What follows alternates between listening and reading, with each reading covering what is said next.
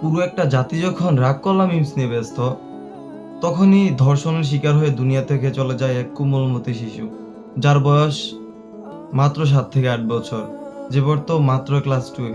তার নাম হলো রামিসা। তার পাশের ফ্ল্যাটের দরজার সামনে তার জুতা পাওয়া যায়। দরজা খোলার পরে দেখতে পাওয়া যায় এক মর্মান্তিক দৃশ্য। এই ছোট্ট একটা মেয়েকে ধর্ষণ করে ওকে গলা কেটে হত্যা করা হয়েছে। শিশুরা আসলে কার কাছে নিরাপদ? অপরাধী নিজের দোষ স্বীকার করার পরেও এখনো ওর সুষ্ঠু কোনো বিচার হয় নাই জনসম্মুখে।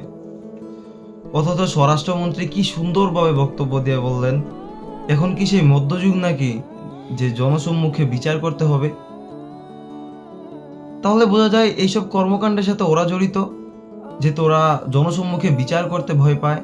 আজ এই ছোট্ট রামিসার সাথে যে ঘটনাটা হয়েছে, এই ঘটনা যদি আমাদের দেশের প্রধানমন্ত্রী তারেক রহমানের মেয়ের সাথে হইতো, তখন কি হইতো? এতক্ষণে হত্যাকারীর এখনো কোনো অস্তিত্ব থাকতো না। কিন্তু এদেশের আইনের কাছে যত অবহেলিত সব গরিবেরা।